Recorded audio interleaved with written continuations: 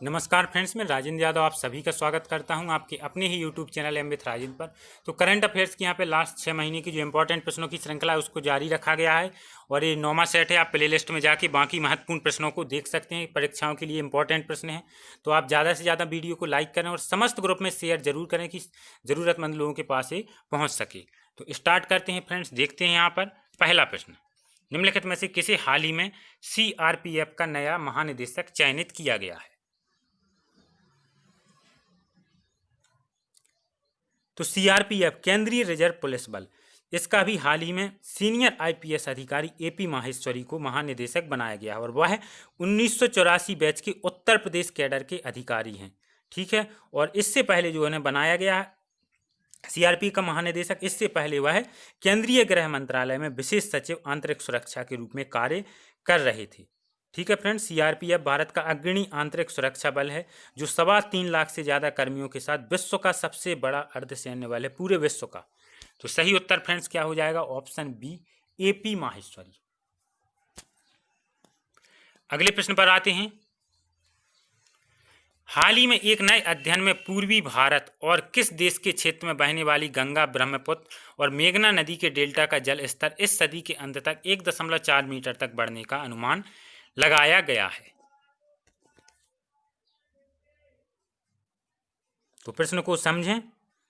सबसे पहले तो क्या है कि जो इस डेल्टा का जल स्तर है गंगा ब्रह्मपुत्र, मुख्य रूप से हम गंगा ब्रह्मपुत्र ही कहेंगे, तो गंगा ब्रह्मपुत्र के नदी के डेल्टा का जल स्तर इस नदी के अंत तक 1.4 मीटर तक बढ़ने का अनुमान है, जो कि बहुत बड़ी बात है। ठीक फ्रेंड्स, इस अध्ययन में जल स्तर में वृद्धि और भूस्खलन के क्षेत्रीय अनुमानों के बारे में बताया गया है और वैज्ञानिकों ने कहा है कि जल स्तर बढ़ने की सीमा एवं उससे पड़ने वाले प्रभावों के बारे में अभी भी पूरी जानकारी पर काम किया जा रहा है। और इसके साथ साथ वैज्ञानिकों ने यह भी कहा कि यह क्षेत्र प्रायः तीव्र मानसूनी वर्षा, समुद्र के बढ़ते जलस्तर, नदियों के बहाव और भूस्खलन से प्रभावित रहता है।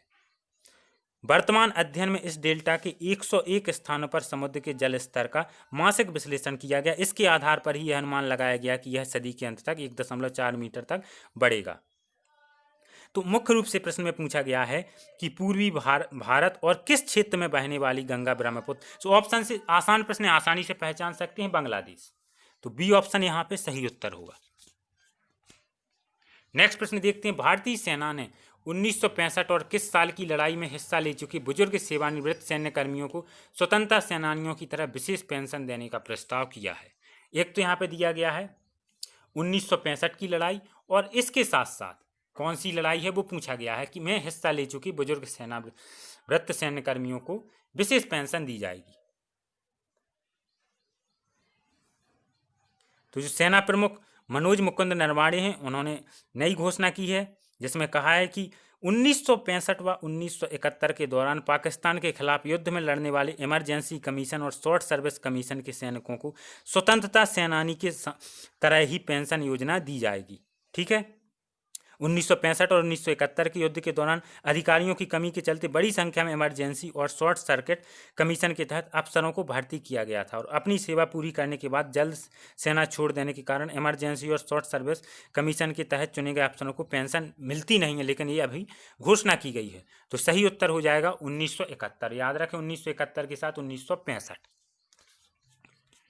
नेक्स्ट प्रश्न पर आते हैं। इकोनॉमिस्ट इंटेलिजेंस यूनिट की रैंकिंग के अनुसार किस राज्य का शहर मलप्पुरम विश्व के सबसे तेजी से बढ़ते शहरी क्षेत्रों में से एक है? तो जो इकोनॉमिस्ट इंटेलिजेंस यूनिट की रैंकिंग है उसमें क्या है, जो सबसे तेजी से विश्व का बढ़ने वाला शहर है वो उसमें भारत का कौन सा है?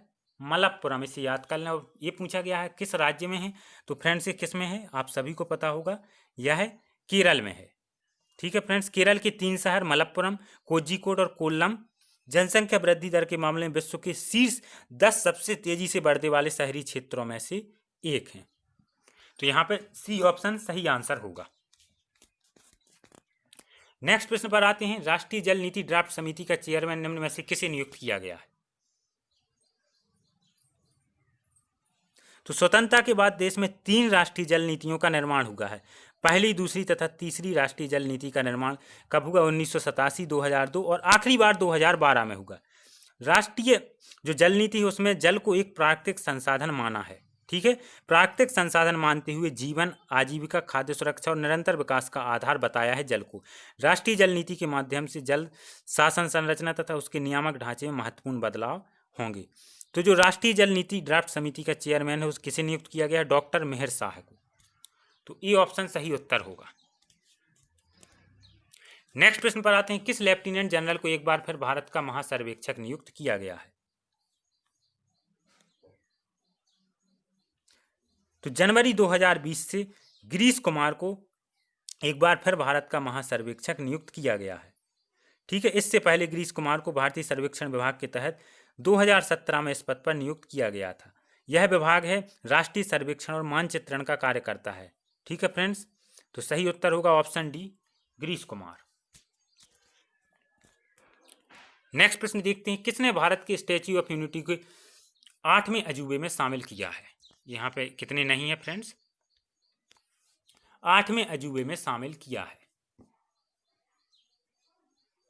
तो किसने शामिल किया है? संघाई सहयोग संगठन, बर्लिन कॉरपोरेशन, यूनिसेफ या कैलिफोर्निया यूनिवर्सिटी?